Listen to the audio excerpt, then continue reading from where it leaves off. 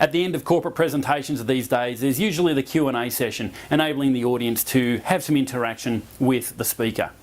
There's a couple of ways that you can handle the Q&A session to make it to your advantage and to make you look like an even better speaker. The first way is to never finish on the Q&A session.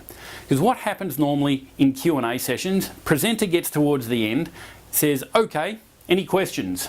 Then they stand there and wait. Silence was the reply. He goes, "Great, well that's it, I'll get off." That's a weak ending. The energy is not being controlled. In fact, the audience is killing the energy if no questions come through.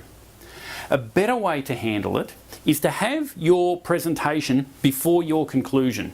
If you have your conclusion before the Q&A, they've heard your conclusion, they've heard your last word. But if you hold your conclusion until after the Q&A, you get the last word, and as the speaker, that's what you're entitled to.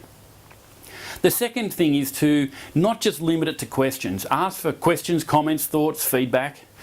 Another great idea is to allow the audience to have a bit of a chat amongst themselves, particularly if it's been a long and potentially technical presentation. This enables people to rehearse their questions. Mary can ask Bill, "Did you understand point 2?"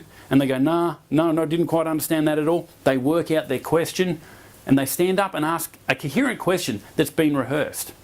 Most people fear public speaking, and if you throw them into ask a question in front of their peers without the opportunity to rehearse it, they're going to mess it up or potentially not ask any questions, which kills the energy in your presentation.